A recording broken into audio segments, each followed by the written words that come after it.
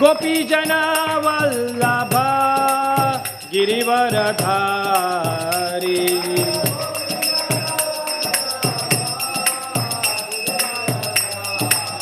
Yashodanandan Vraj Jan Ranjan Yashodanandan Vraj Jan Ranjana Yashodanandan Vraj Jan Ranjana Yashoda Jamuna तीरावनचारी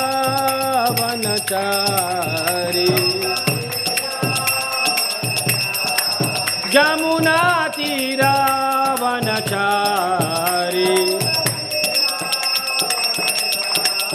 Jai Radha Madhav Kunj Bihari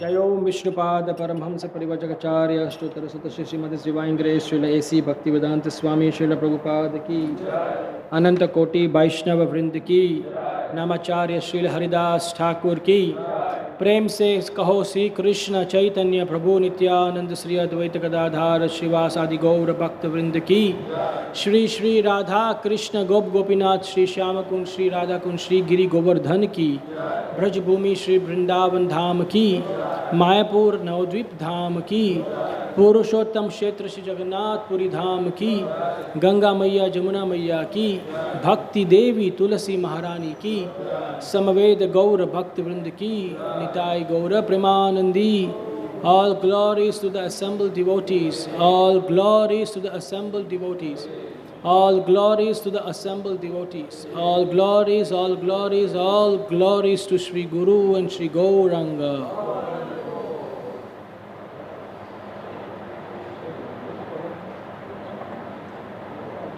Can you remove this water?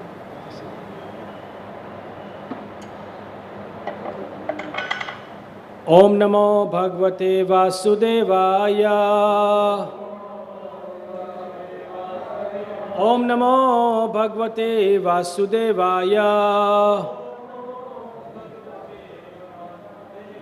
Om Namo Bhagavate Vasudevaya. Narayanam Namaskrityam Naram Chaiva Narottamam Devim Saraswatim Vyasam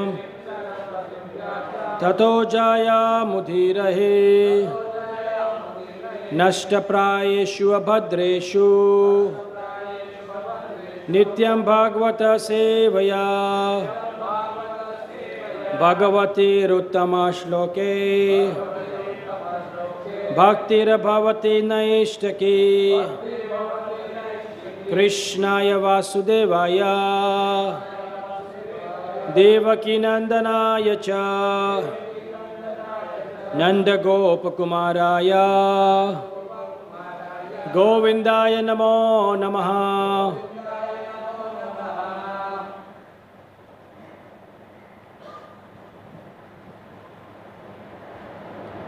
Srimad Bhagavatam, Canto 1, Chapter 3.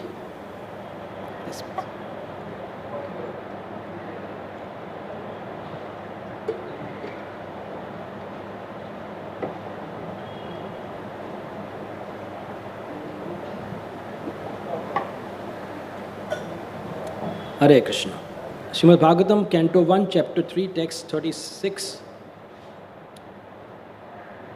Sa va idam vishvam amogalila shijati avati ati nasajate asmin bhuteshu chantarhita atmatantra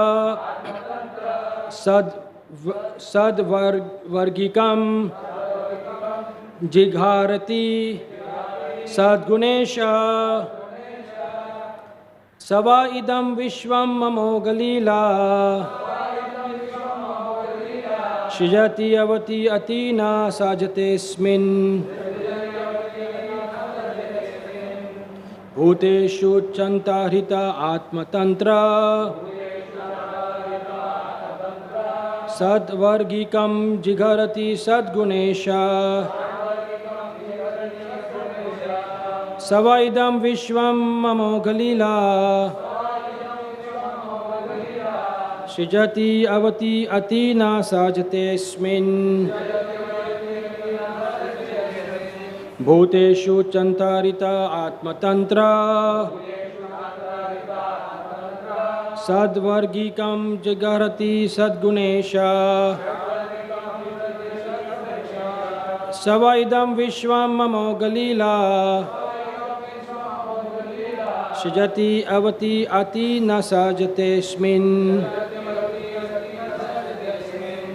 Bhuteshu chantarita atmatantra Sadvargikam jigarati sadgunesha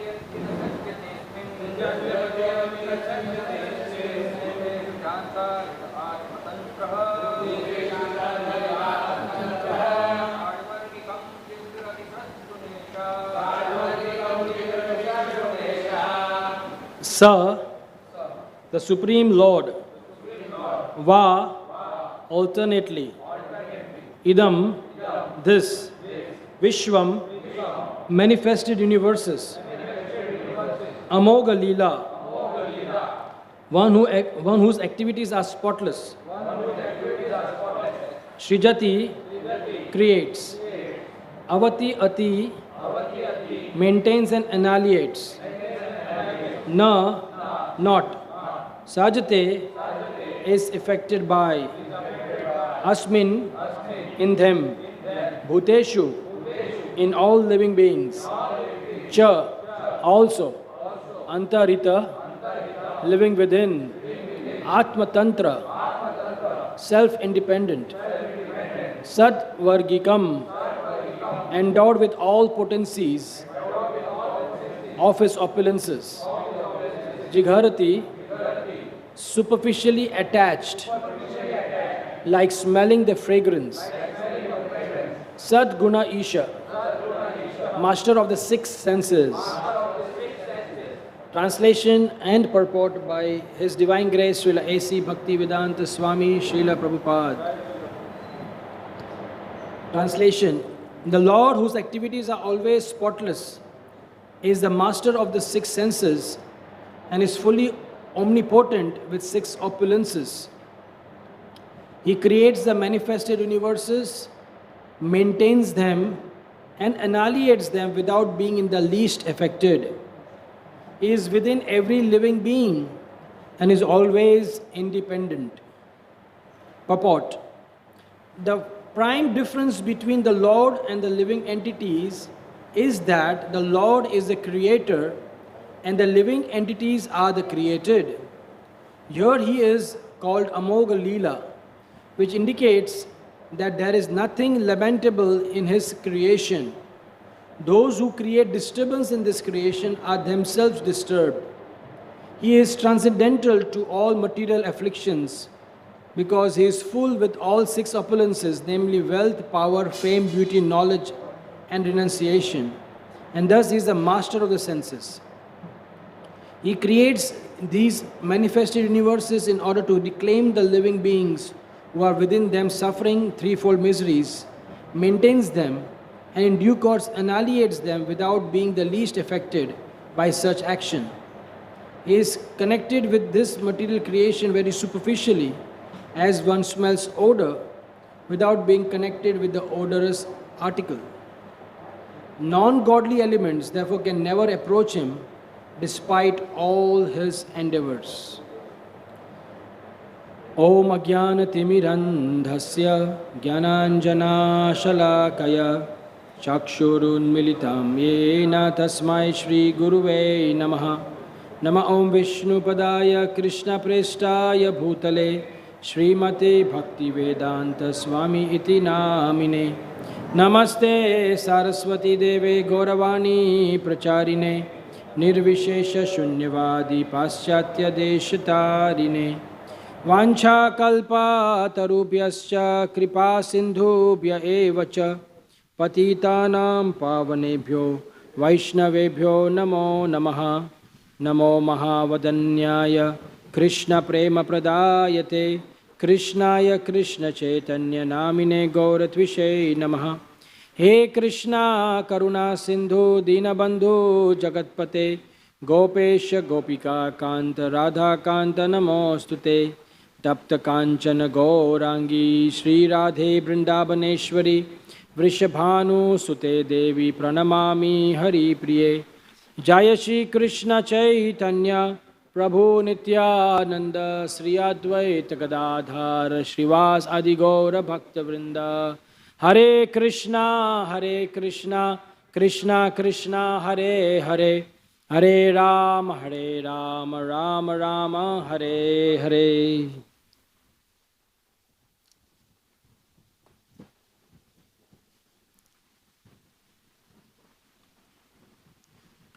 Hare Krishna.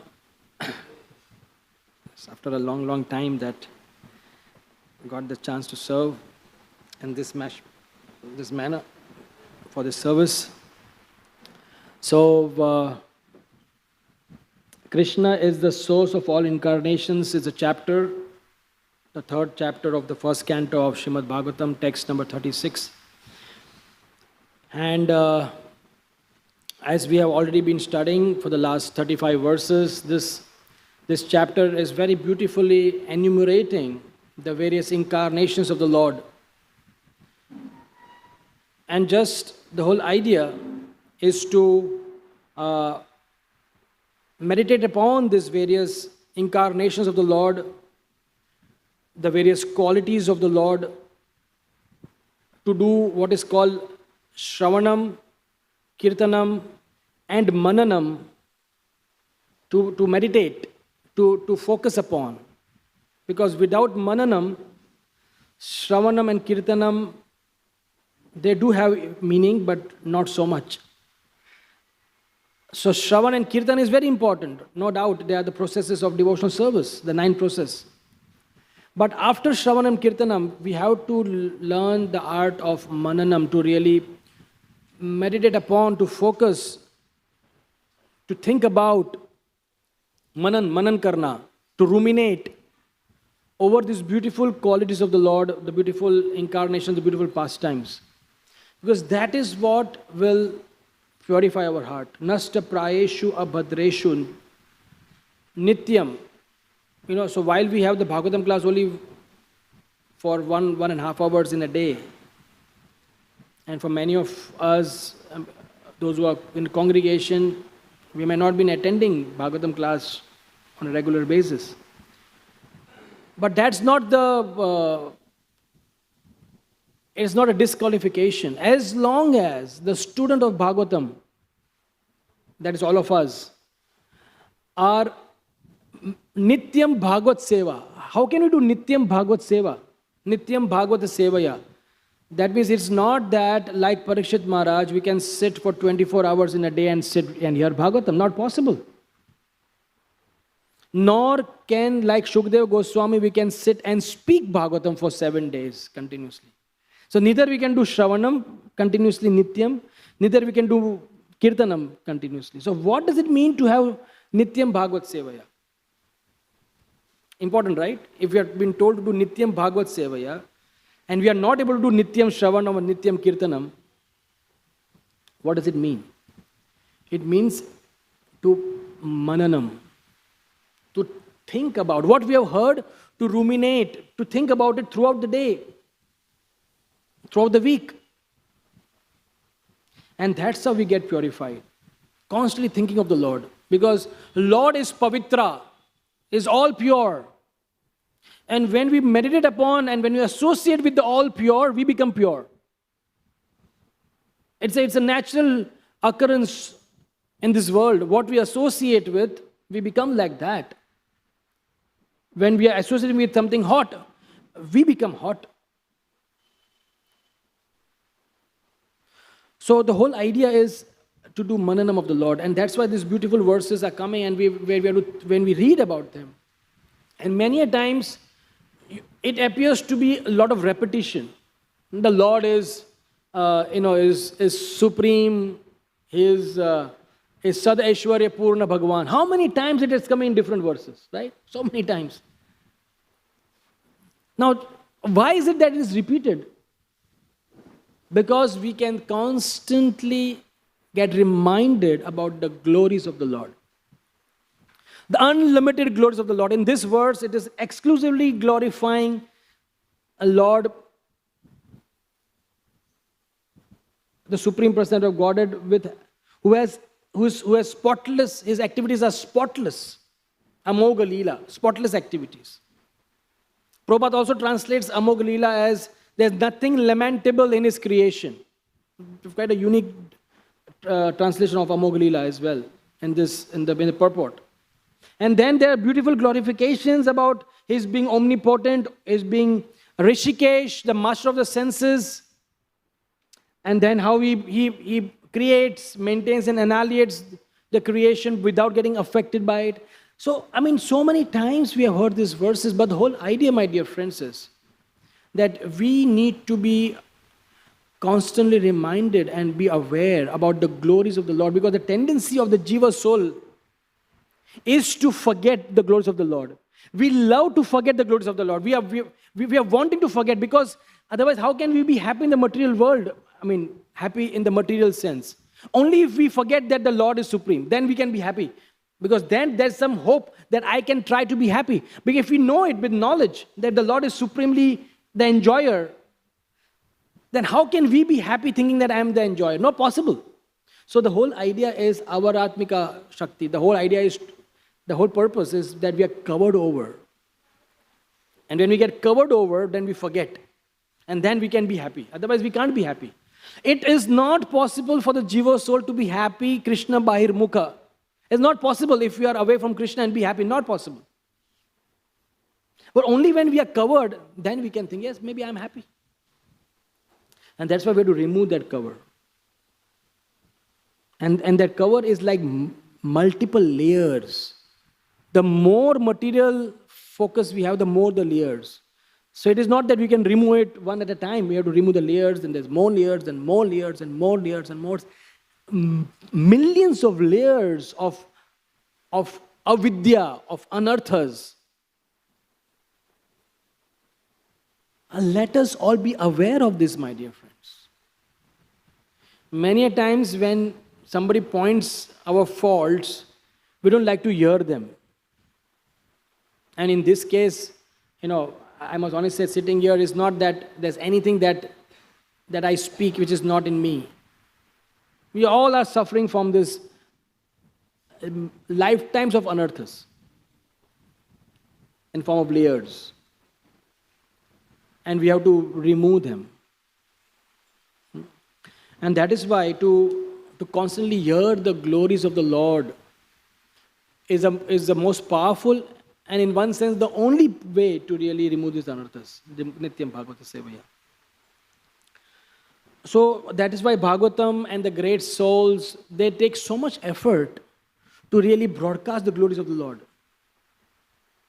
Different verses, which ultimately what they do, they glorify the Lord.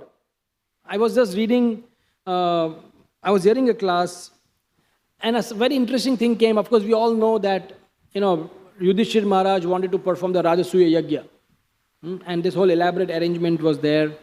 Krishna was in Dwarka, and then one Brahmana came running, saying that, Jarasandha has made, so that Brahmana was representing the 20,800 kings that were in captivation by Jarasandha, and he said, please, Krishna, come and help. These kings are desperately wanting your help.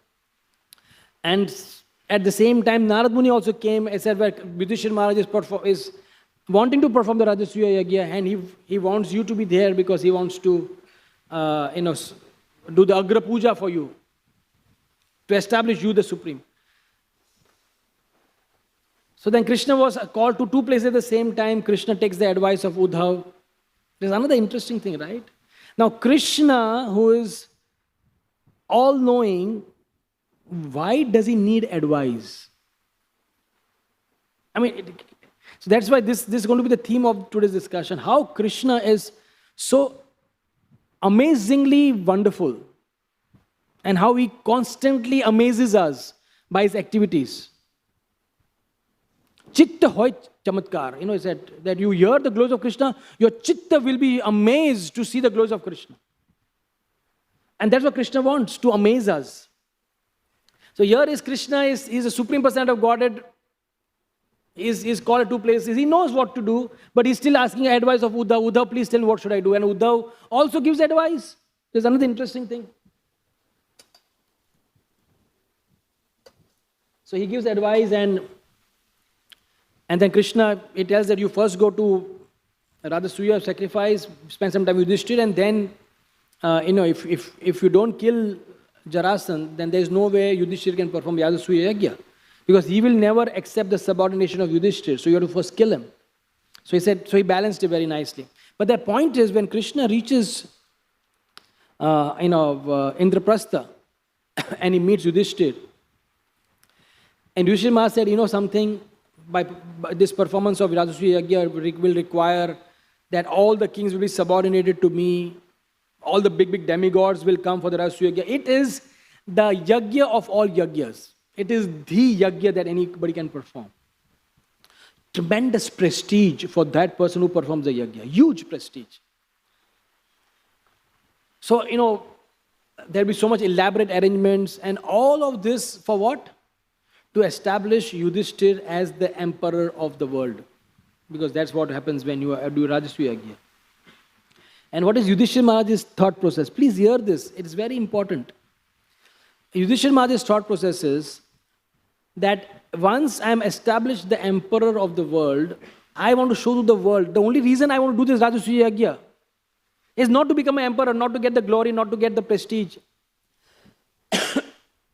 But the only purpose is that after the Rajasuya Yagya, I want to worship you, do your Agra Puja, and establish how you are the supreme in the whole creation. That's the only purpose that I want to do the Rajasuya Yagya. So what a thought came to my mind as I see this huge elaborate arrangements for what? To some or the other broadcast to the world. I use the word broadcast. Broadcast to the world that to show that Krishna is the supreme and there's nobody greater than supreme. Some or the other, in some way or the other, to broadcast how glorious Krishna is, and to broadcast his beautiful qualities, to broadcast his spotless character, to broadcast his spotless activities and pastimes. And that's the purpose. So what came to my mind is that the whole purpose, my dear friend, my dear friends, is to understand the glories of Krishna ourselves. And once we have understood them, in our own small or big way, to broadcast the glories of Krishna is the purpose of life. And everything the pure devotee does is ultimately to broadcast the glories of Krishna. And that's what this Bhagavatam is telling us again and again and again. We are hearing the glories of Krishna. And that's why the scripture which broadcasts the glories of the spotless activities of Krishna is also called the spotless Purana. Amalam Puranam. And this is relished by the Paramhansas. I think there is a verse in the 12th canto. Am I right? Yeah, there's a verse in 12th canto. It says, Srimad Bhagavatam Puranam Amalam Yad Vaishnavanam Priyam.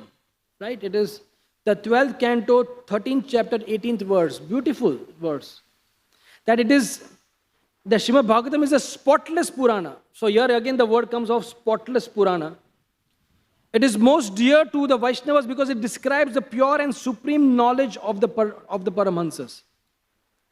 So the Bhagavatam is spotless. The Bhagavatam is describing the person who is spotless. So let us understand the glory of this supreme spotless Purana, which we have access to. It is not an ordinary thing that we have access to this spotless Purana. How many Puranas are there? How many Ityasas? How many Upanishads? What sort of knowledge? But the spotless Purana, which talks about the spotless character of that spotless personality, Lord Shri Krishna. There was a devotee of the name Punathanam. Punathanam. I'm sure those who are from South India, is that the right pronunciation? Maybe Punathanam. So he was from South India, and of course he has a long story. He had a very, very difficult past, and then he completely surrendered to Lord Krishna, and he was a great devotee of Guru Vayurappan, Lord Krishna in Guru Vayur. He was a great devotee of the Lord. Very, very, completely sold out. So he would worship, and then once he went to this particular temple in North Kerala, at a place called Kotiyur. Kotiyur, from those who are from Kerala would know this. It's a famous place. It's a very huge temple. And the main deity of this temple is Lord Shiva. And the uniqueness about this temple is that it's not open throughout the year. It opens only for a few days in a year, and then it is closed for the whole year. There's a beautiful story, which you can refer and do some self-study for the same. Why it is like that. So, Punartham, and he went to this place to have darshan of Lord Shiva, and he started reciting Srimad Bhagavatam. And there were hundreds and thousands of people who would come every day to hear his Srimad Bhagavatam discourse. Very, very famous. And then, he was reading the 10th canto, 60th chapter, where Lord Krishna teases Queen Rukmini. And he was speaking about that. And then, the Lord is trying to, pull a prank with Rukmini, saying that, why did you marry me? I am a coward boy from an ordinary village. You had a choice of marrying Shishupal, Salva, Jarasandh. Why did you get married? And Rukmini was feeling so miserable and so shy and so irritated by this question. Krishna was constantly, why? Please tell me. Why did you? So, Punatham was beautifully describing this particular pastime. And then the time ended, and people were relishing. And the time ended, he put the bookmark, and he kept the Bhagavatam, and the next day he came again. Next day he opened the book. Again, the bookmark was at the page of the beginning of this chapter. So maybe he said, maybe I'm not sure. So again he started describing the glories of the same chapter. And this happened every day.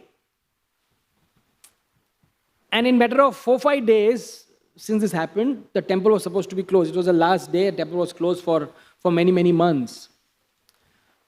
So somehow or the other, by the potency of the Lord, Punatham, after doing his service, after offering his respects, he left the temple.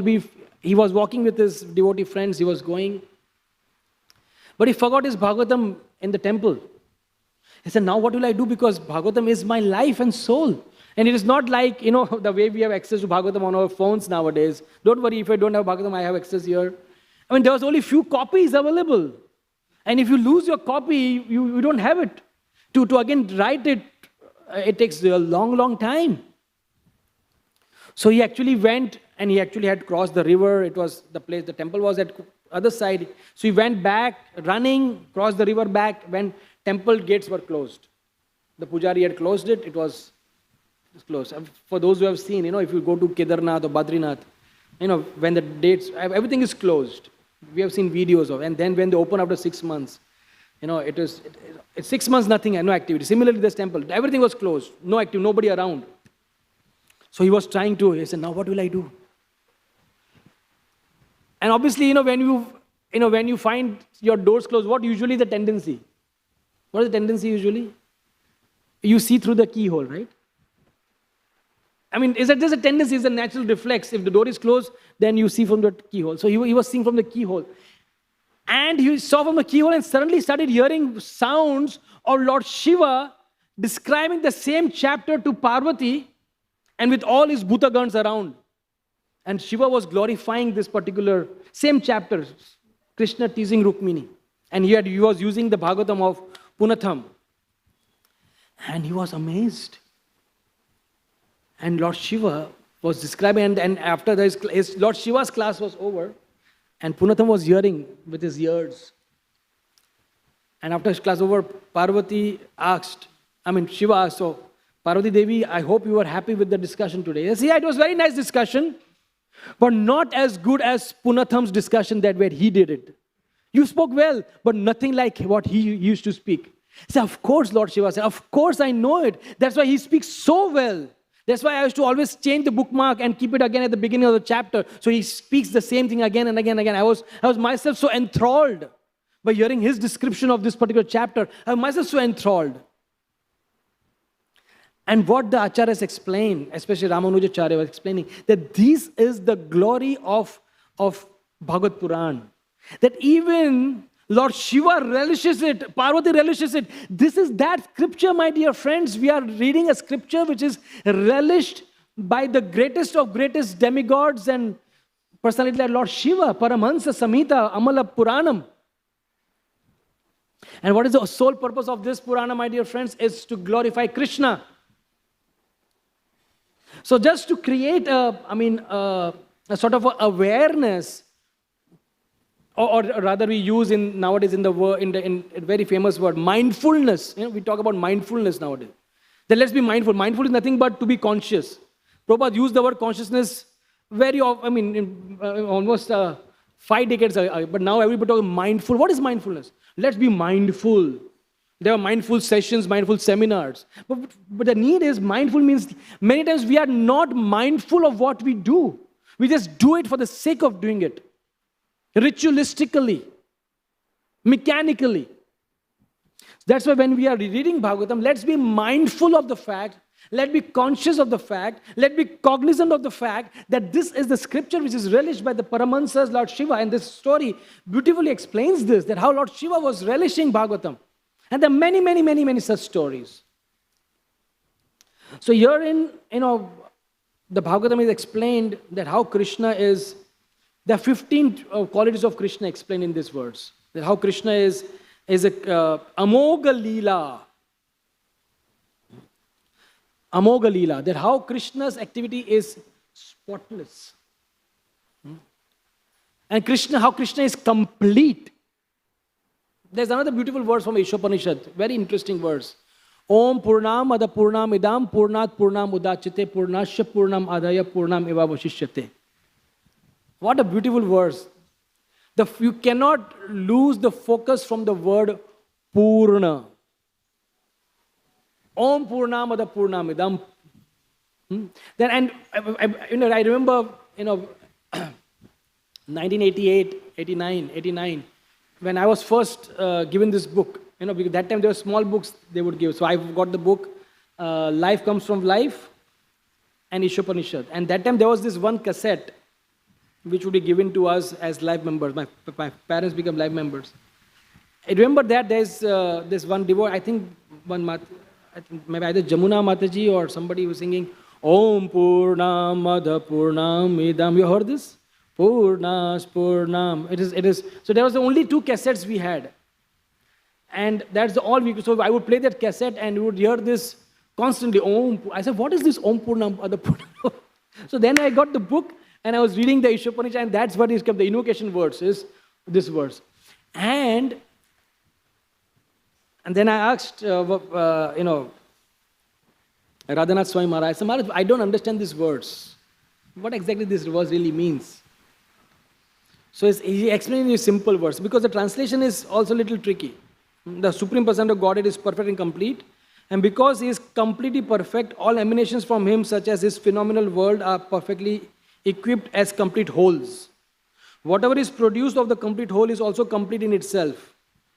Because he is a complete whole, even though so many complete units emanate from him, he remains the complete balance. So, now you understand it, but when you are just a new bhakta, you are not used to this terminology and this language of all this. So I said, what does it mean? What is this complete, purna, and all this? So Maharaj said, very simple. And I was fascinated. I said, Krishna is supremely perfect, is complete. I said, that's fine.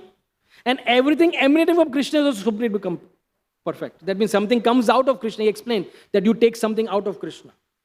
So that thing which is there, that is complete, that is Krishna, and what comes out is also perfect. And even though something comes out of Krishna, Krishna remains the complete. And even this is also complete. That is Krishna. Now, obviously, when you take out something, when you have 1 liter of water, he said, you have 1 liter of water, you take out half a liter of water, then this becomes half, this becomes half. So it's not complete, right? It becomes half-half. But that's Krishna. Everything emanating from Krishna is completely perfect. Krishna is supreme positive. Krishna is supreme perfect. So Amogha Leela, completely spotless and perfect. There is no spot. When you say complete, perfect means what? It's spotless. If there's one spot, we can say it is not spotless. Spotless means no spots. Then the second verse explained is Srijati. He is the creator of manifested universes. Then Avati is the maintainer of these universes. You understand? The first is Amogha Leela. Second is Srijati, second quality. Third is Avati, that is the maintainer of these universes. Fourth is Ati, he is annihilator of the universes. Please understand, each of this line is a huge Herculean task by itself. But we just say, oh, he's a creator, and we finish. Boss, what does it mean to be a creator of the whole universe? It's huge. Each of these qualities of Krishna is something phenomenally beautiful. Do we really understand what we hear? Do we really understand what we speak? No. We have to be focusing on what we are speaking and hearing. Amogha Leela, each word. I was hearing a lecture of Prabhupada, he said, Amogha Leela, I said, it will take days to describe this word, Prabhupada said. Just one word, it will take days to describe Amogha Leela. But for us, Amogha Leela. Okay, next. Because we don't focus, we don't go deep into each of this. That's why it said Srijati, creator. Avati, Ati. And then fifth is Na Sajate Asmin. Even though he's doing all this, he's not affected by it. He's completely transcendental. This is another beautiful quality. We all get affected by what we do. Krishna is annihilating. It's not that he gets into passion. Oh, I'm annihilating, so he becomes passionate. Krishna is completely untouched. Isn't it amazing quality? And then he says, Bhuteshu Chantarita, that he lives within the heart of every living entity as Paramatma. Another glorious quality. This is the sixth quality in this verse. And then seventh is Atma Tantra. He is completely self-independent. He is not dependent on anybody. Who can claim this in this world? Nobody. And if they do, are they either mad or they're egoistic? Or a mad person who is drunk or is crazy, psychologically unbalanced, he'll say, hey, I'm independent. No, I don't need anybody. But in all sanity, you can never say this because we are constantly dependent. Oxygen, you see what hell has become. Just by oxygen, which is easily available, what has happened to our cities? Because no oxygen, nobody can breathe. People are dying, no oxygen. How can we say we are not dependent? And then eighth line is Jigharati. He performs all his activities without any attachment, just like one smells the fragrance of the flower without being attached to the flower. Very interesting. He does his activities, and and that's why if once we know this Jigharati aspect, then we can never doubt the activities like Rasa Leela. People say, oh, Rasa Leela, Krishna is playing with the girls. Arey man, you first read in the first canto of Bhagavatam what Krishna is saying. It is Jigharati, that he does his activities without any attachment. He has no attachment to anything. He's not attached to enjoying women. No. He's self-satisfied, self-independent. He doesn't need anybody. Important to understand this. That's why each word of this verse is important, because this is becoming the foundational verses on which we will build the whole Bhagavatam understanding of ours. The first canto, second canto is our foundational place, and then we'll slowly build our understanding of Krishna and the Supreme Personality of Godhead. Very important. And then he said, ninth is Sadgunesha. He's a master of all the six senses. Who can say this? Bhaktivinoda Thakur says, Tumi Rishikesha Rishika Damiya. He said that, Tumi Rishikesh. As you are Rishikesh, so Rishika Damiya. So they say, please control my senses, he's requesting. Because you are Rishikesh, you have control your senses. Damiya. Damiya means, like having reins. Daman karna. So Rishika Damiya, he said, Bhaktivinoda Thakur, please control my senses. So Sadgunesha. And the next 10 to 15, the 6, he said he's full of all 6 opulences. So totally we have, what this verse narrates is 15 beautiful, glorious, individually effulgent qualities of Krishna. But the interesting thing is that it is not that when we hear Krishna is most opulent, Krishna is Rishikesh, Krishna is Amoga Leela. That, of course, shows the glory of Krishna, shows the greatness of Krishna. But what is more important in our understanding? I want to ask you all, is greatness more important or sweetness more important? What do you feel? If you gave a choice, what will you select? Greatness or sweetness? Sweetness. Yeah. Because ultimately, somebody is great. For example, I'll just give an example. We love to be with great people. And many times, we just hear about the great people, but we don't really, we have not interacted with them.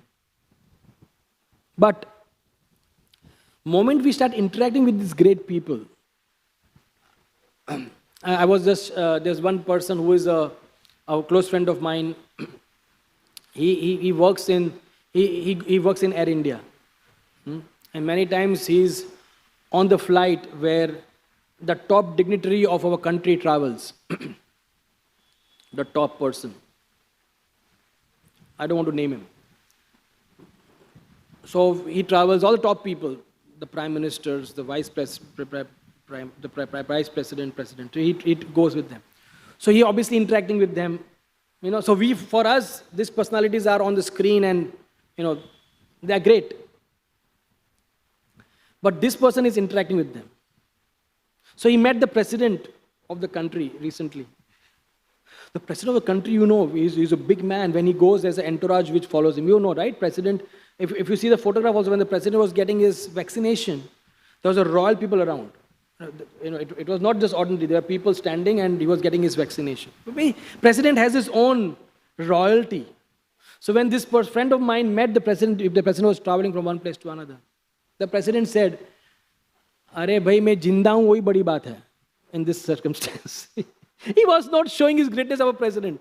He was showing his vulnerability, that the fact that I am alive, it's a great thing. He was just talking, and that's in the discussion he said this. So this person found probably this president is so sweet in his discussion. And then I realized the greatness is there, but greatness is mixed, if it's mixed with sweetness, that gives a very different flavor. Very different flavor. So Krishna is, this verse explains Krishna's greatness. Krishna is independent. That means he's great. But then, throughout the Bhagavatam and other scriptures, you see there is a particular, flavor added. Like you make a preparation, right? You make kheer, okay? And then you just add little kesar. Just tint. How much? You don't put this much kesar, right? Do you ever put this much? Never. It will be disastrous. You just put little kesar in it, and the whole thing becomes beautifully fragrant and yellow. Right? So similarly, in the greatness of Krishna, you just add a tinge of his sweetness, and then the whole flavor changes. And this independent Krishna, when you add the flavor, that Krishna is independent, but he is completely dependent upon his devotees. That flavor you add, that brings the sweetness flavor of Krishna. Wow! And that is what makes great people more great, because of their sweetness. I mean, many times you see great people, and then when you come and say, there's great people, he shook hands with me. Oh, bada aadmi hai, mere saath haath milaya. That what you feel? That means he was very sweet. Even though he's so great, he shook hands. So please always understand, even for our own understanding, if we want people to love us, people usually respect great people, but they love sweet people. Keep it in mind. People respect, and the respect could be out of, obviously everybody was respecting Hiranyakashipu also. We heard the past time, right? Hiranyakashipu also, the demigod had to respect him. Come on, I want temperature of so-and-so, I want rain, I want this flower. They had to respect him because, but you think they loved him? No question.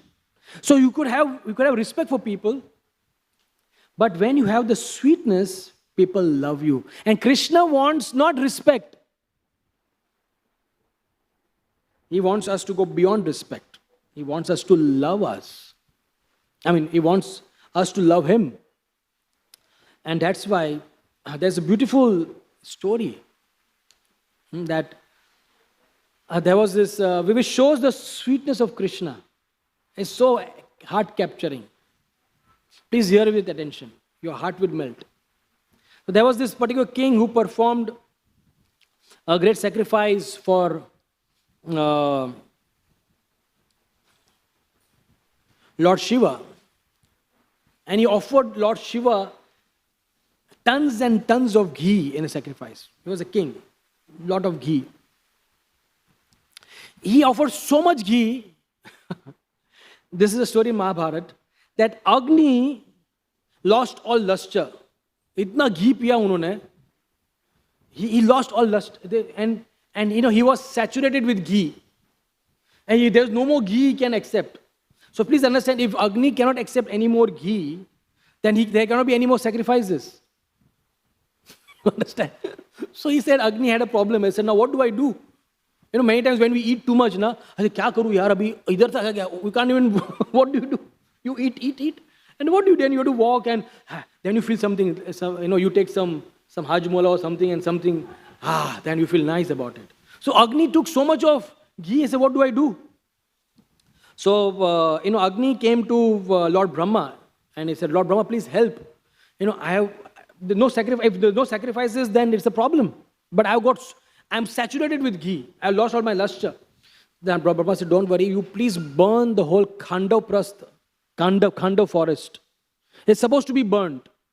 You burn it, and when you burn it, you will again, you will exhausted your energy and your ghee and everything.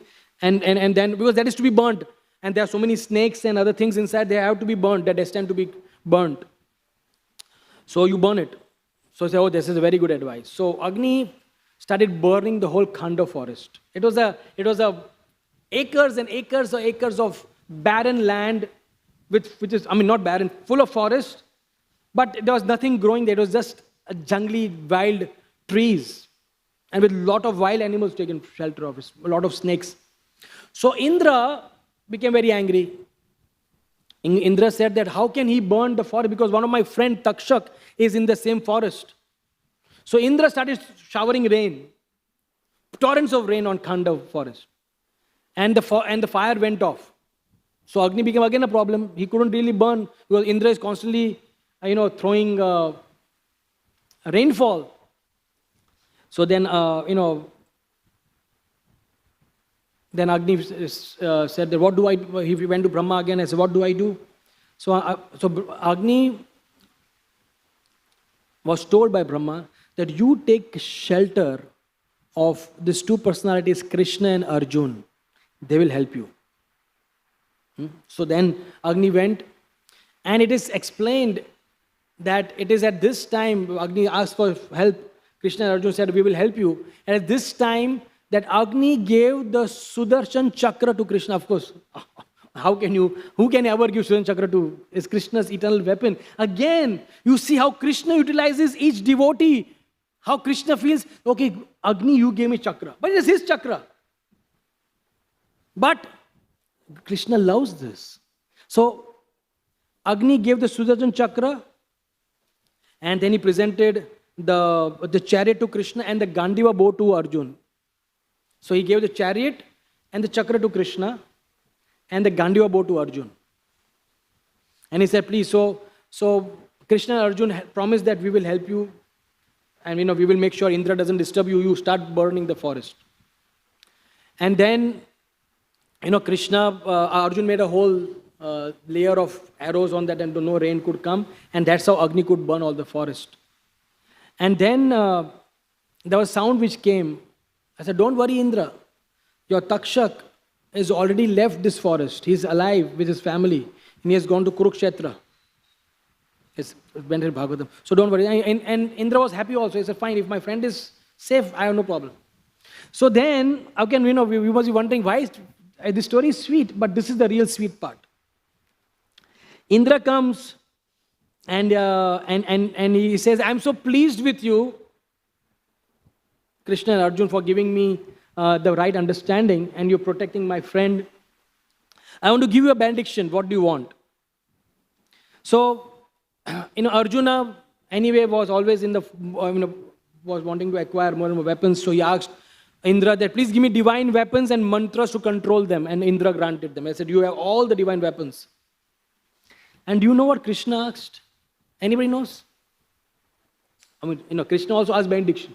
Indra said, okay, ask Krishna for benediction. See, this is again the sweetness part of Krishna. And it is explained, the all-intelligent Lord Vasudeva asked for the benediction. And what was the benediction he asked for? Let my love, my priti.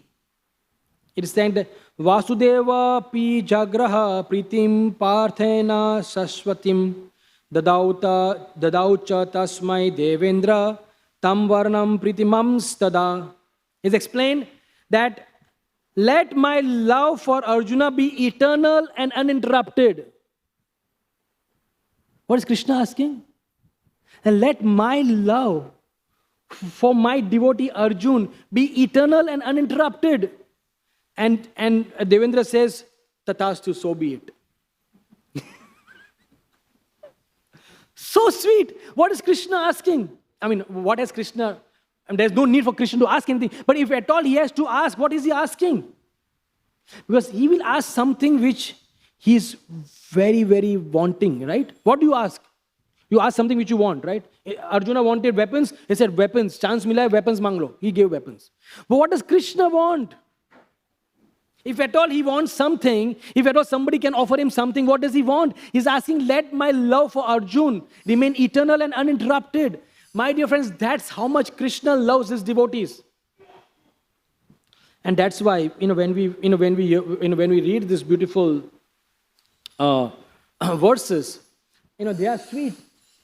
Shri Radha Gopinath, Lalita Vishakha Sakhi Vrinda ki, Shri Gopal ji ki. So when we hear these sweet verses, what time we end usually? 10, right? 10? So when we hear these sweet verses, where we talk about Krishna's greatness, they are very nice. But the flavor of the sweetness aspect of Krishna is something very, very beautiful. And here you can see that how Krishna is explained. Krishna is independent, but how he is completely subservient and dependent upon the love of his devotees. And that's what he's aspiring for constantly.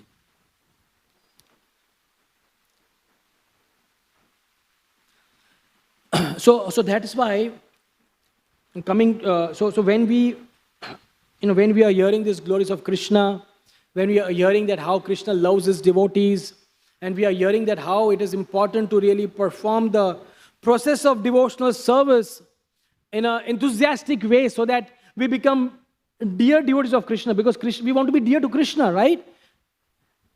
Because Krishna loves his devotees, and if we become his devotees, Krishna will love us. And that's what we want, Krishna to love us. So we want to be loving devotees of Krishna. Now, the situation is that while we are desirous of loving Krishna, but we must remember that the fact is that we are in this material world. What is this material world? Because it's important to see the contrast that all of us are in. Here, on one aspect, we are glorifying Krishna, Krishna's greatness and sweetness.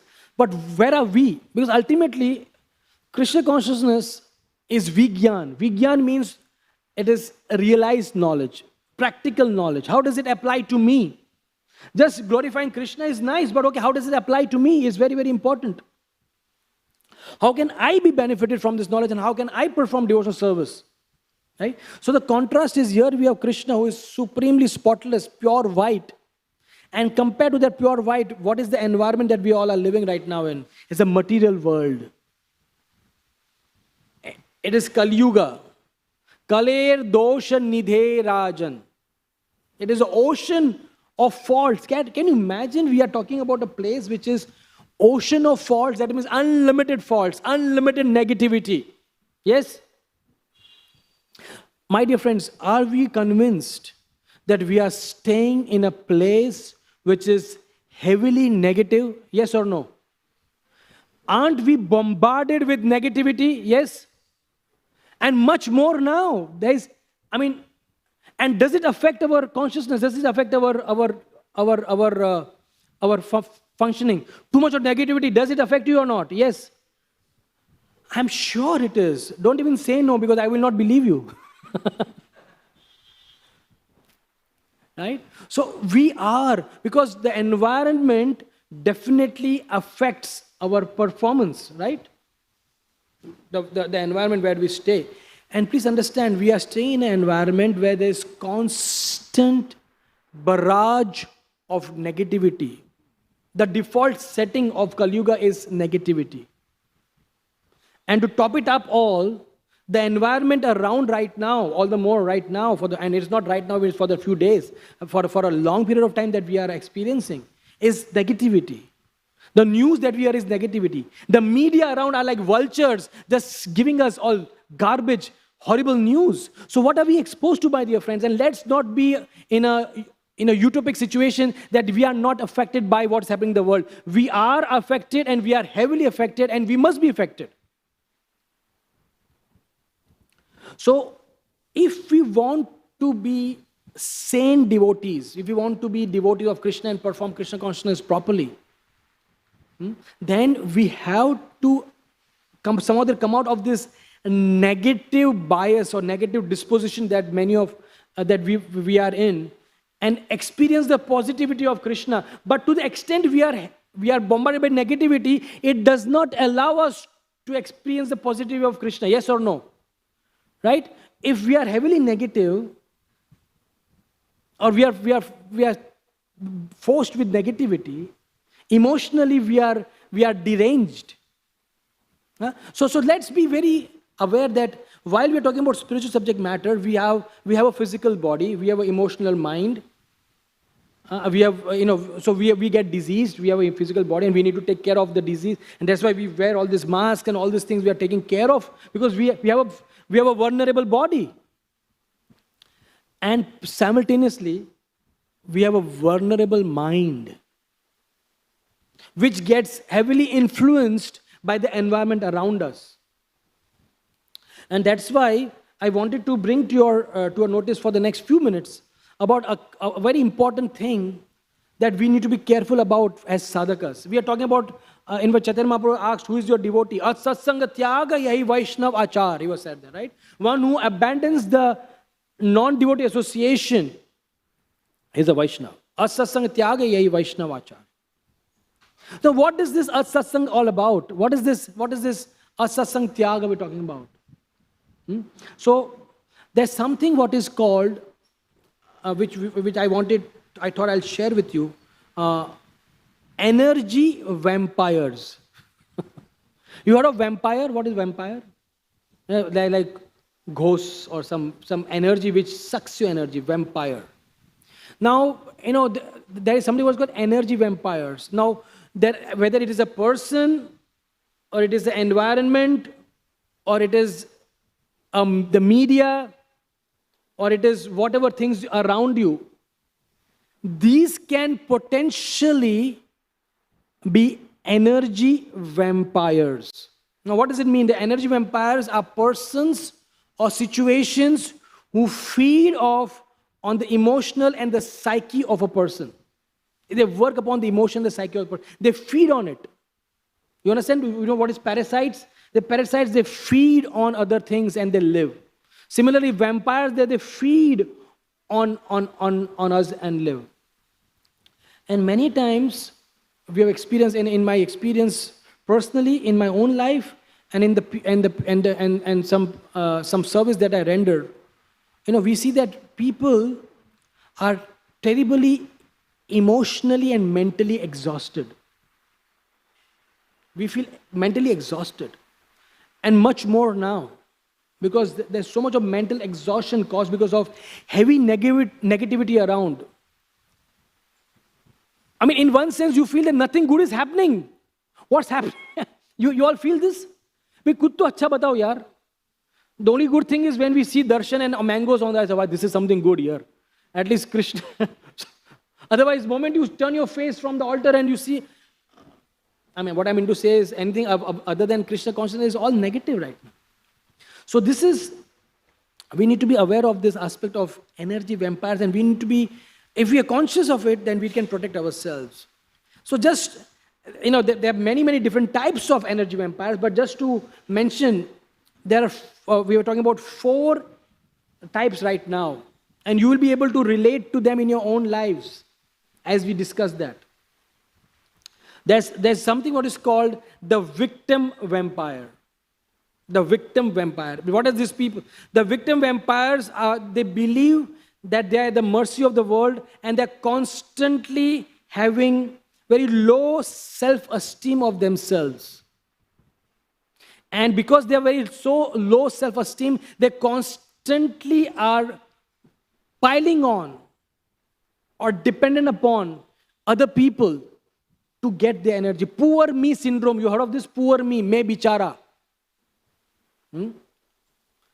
And that's what you see in the world around.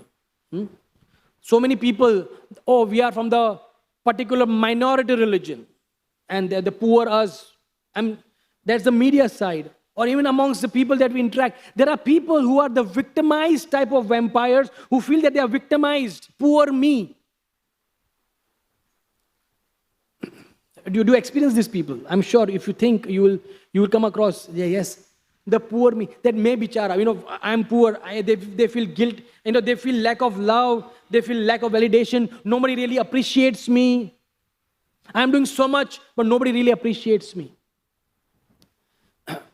If we associate with more of these people, or more of this environment, or more of this news, as we said, it is the people or the environment or the news or whatever it is, then it will slowly suck our energy.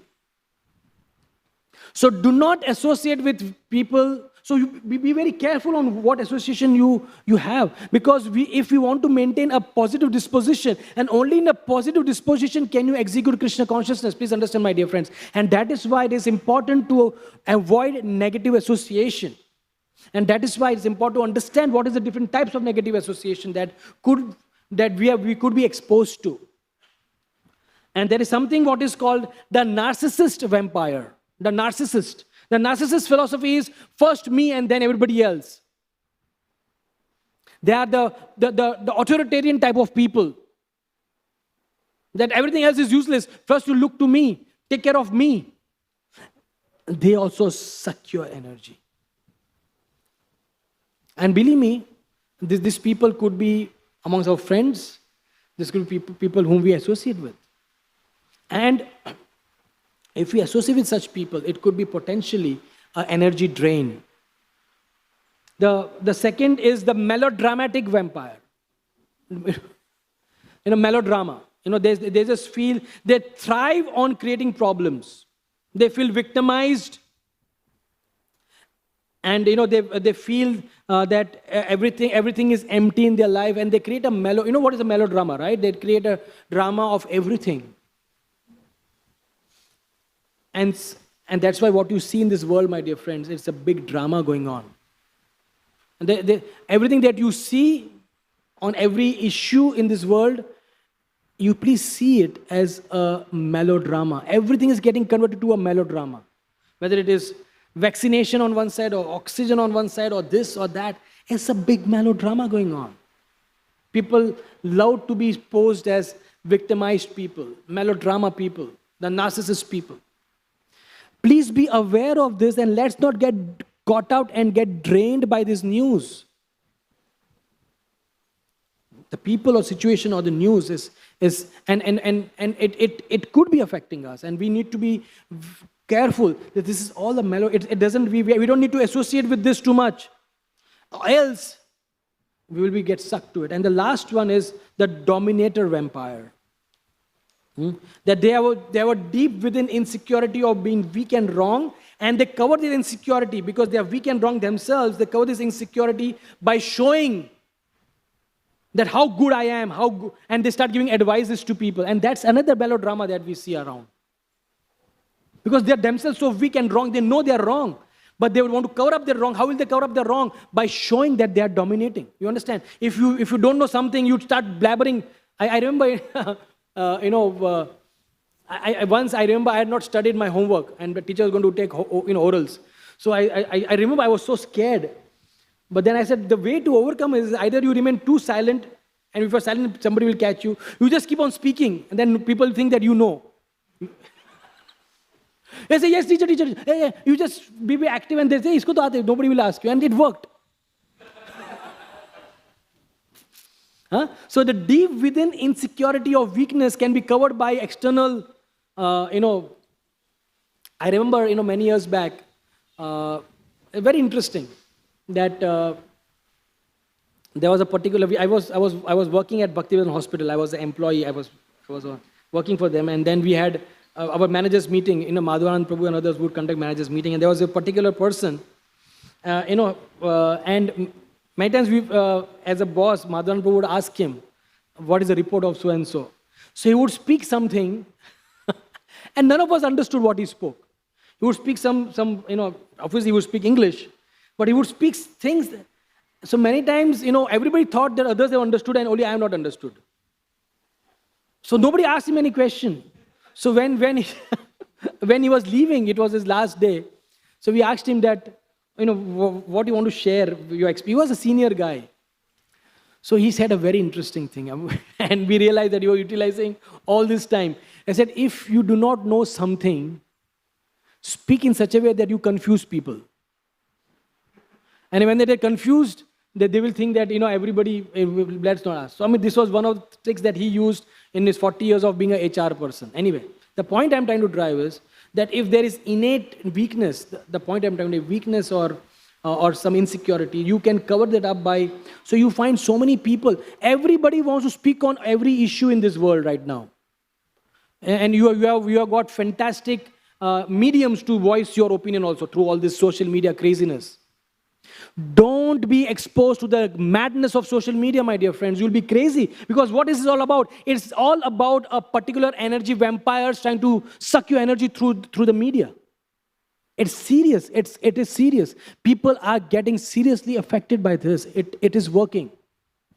That is why if we want to worship the supreme positive Krishna, the supreme complete Krishna, then we have to be in a positive disposition. And that is why we have to avoid these potential energy vampires.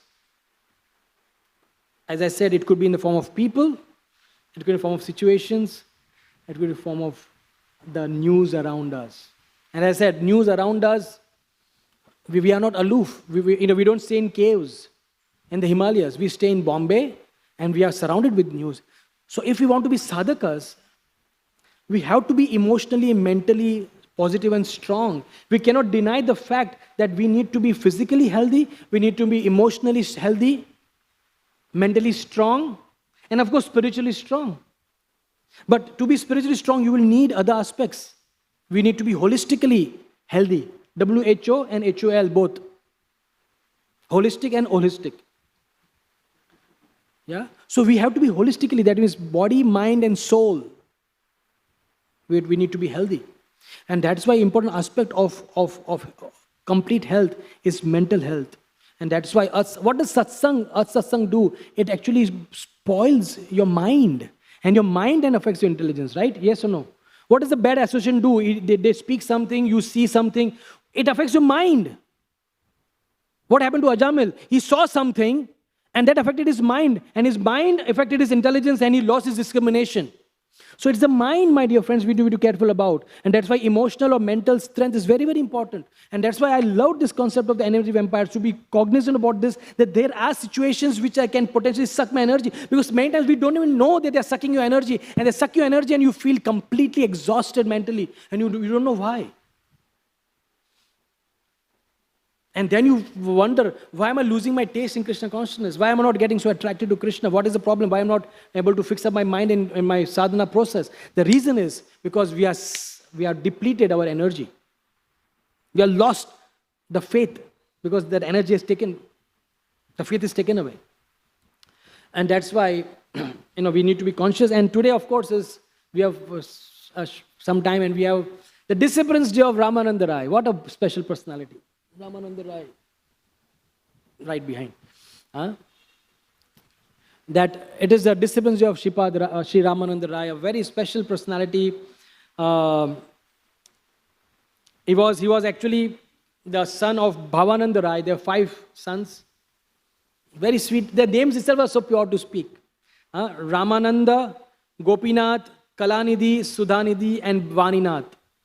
Vaninath Rai, Sudhanidhi Rai, Kalanidhi Rai, Gopinath Rai, and Ramananda Rai. These are the 5 sons, and these 5 sons were non-different than the Pandavas. And Bhavananda Rai was Pandu, who incarnated as Bhavananda Rai, and their mother was none other than Kunti Devi. And Ramananda Rai was a partial incarnation of Arjun. He was also the incarnation of Vishaka Sakhi, and also the incarnation of Arjuna Sakha. We all know this. So it's a beautiful thing how when Chaitanya Mahaprabhu told Sarvabhauma Bhattacharya that I'm going to the south. And Sarvabhauma Bhattacharya said, please, I must tell you that one of the persons that you must meet and you must associate very closely with is this great devotee of the Lord named Ramananda Rai. And of course, a beautiful description which you can read throughout the day in Chaitanya Charitamrita. But Chaitanya Mahaprabhu was looking, and when he finally reached the banks of the river Godavari at Kavur, a beautiful place for those who have visited. I think we had a beautiful yatra. It's a huge banks of Godavari, very beautiful. And at the banks of Godavari at Kavur, Chaitanya Mahaprabhu and Ramananda Rai met. And Ramananda Rai, Chaitanya Mahaprabhu was asking questions, and he acted. How in Krishna Leela, Krishna instructed Arjun, the Bhagavad Gita. But in this Leela, Ramananda Rai is sharing knowledge. We can use the word instructed for Krishna. Krishna is supreme. But Ramananda Rai is sharing his knowledge about the highest understanding of Radha Pada Dasyam. Slowly, chronologically going up and up and up and up. Krishna, Chaitanya Mahaprabhu said, please tell me the ultimate. And said, Aho Bhaiya, go deeper, go deeper, go deeper. He goes on from Karma Mrisha Bhakti, goes on to Dasya Ras. Beautiful description. Please read it. You must read it. And then he goes on to describe the beautiful love of Radha Krishna, Radha Pada Dasyam, the glories of being the humble servant of Srimati Radharani. And then Chaitanya Mahaprabhu is asking him many, many questions. They met for 3 days. And what we are going to discuss in the next 5 minutes is a beautiful discussion on the 3rd day. After he had already narrated the highest levels of devotion, and it going from one level to another level to other level to other level. Then he established the fact of the glories of Srimati Radharani and being servant of Srimati Radharani. Then he asking this beautiful question, and let us all meditate upon this these are the discussions between the Supreme Personality of Godhead and his most devoted associate, Ramananda Rai. None other than Vishaka Sakhi. Very special discussion. So he said, what is the best of education, oh dear Ramananda Rai? Chaitanya Mahaprabhu is asking. What's the best of education? Anybody? Anyway, I will just. Devotion to Krishna, Ramananda Rai. The best education. All of us are, many of you are IITs and many of you are HSCs and BSCs and all this. But the best of education is devotion to Krishna. Ramadana replied, what is the greatest activity for a living entity? What is the greatest activity for a living entity? So many activities we do, right? You're making wicks, you're making tulsi, and these are all activities. But the greatest activity, any guesses? To be the servant of Krishna. To be the servant of Krishna is the greatest activity. Of course, we are all trying to be servants of Krishna. That's what we are trying to be. Raman replied, the greatest activity of living entity is to be the servant of Krishna. That's why, because it's the greatest, very few are able to do it. How many people? For us, it is a normal thing. Servant of Krishna, theek hai, yaar. We speak about servant of Krishna 10 times in a day. And so we have become a little callous about that fact, unfortunately. But how many people really want to be servant of Krishna? Minuscule in the whole world. That's why the greatest activity is very rare. Very few people, they want to be servant of Krishna. What is the supreme wealth? Supreme wealth. Kohinoor diamond? No. What is supreme wealth? Love for Radha and Krishna. Supreme dhana. What is the greatest unhappiness? This is very important. What is the greatest unhappiness? Not to have a Samsung phone? Yuck. The greatest unhappiness is not to have the association of devotees of Krishna. Many of us are experiencing that, right? You can't imagine, this is Sunday. Sunday morning. It's so difficult. Believe me, for all of us in congregation, it's so difficult. Sometimes we go through nostalgia. I mean, I remember, I start seeing videos of crowds of devotees. I say, acha lagta hai yaar. Literally, we used to say, oh, so much crowd, so much crowd, so much crowd. Krishna has given us no crowd now. And I see crowd in Jagannath. I saw a video of Rath Yatra. I felt so nice. People are packed up together and dancing in Rath Yatra. I said, oh wow, aisa bhi kabhi hua tha. And no mask. Oh, thank God there's no mask. So this viraha of devotees is the greatest unhappiness. But I read a beautiful, I was so encouraged. Jananyas Prabhu was making his offering to his brother, Pankaj Angri Prabhu. And I'm sure many of you must have noted this. He made a very nice statement, which is a great encouragement. He said, now we are all in separation from Pankaj Angri Prabhu. And then he made a statement. But what is the use of separation if there is no meeting? So we will meet very soon. We will all meet him in the spiritual world. So please understand, while we are meeting, we are fearful of separation. But while we are in separation, we are happy that there will be meeting. Because the separation has no meaning if there is meeting. Because if only separation, then if there's no meeting, then what is the use of separation? There's nothing like separation. It's just the state of separation. But separation has meaning. Please understand me.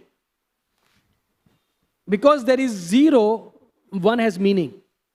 And because there is 1, 0 has meaning. Binary, you understand?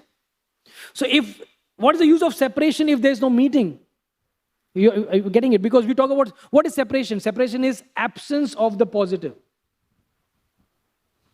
But the natural default setting is not the absence of positive. For example, if you want to describe something negative, what is usually, we don't say negativity is present. What do we say? Positivity is absent.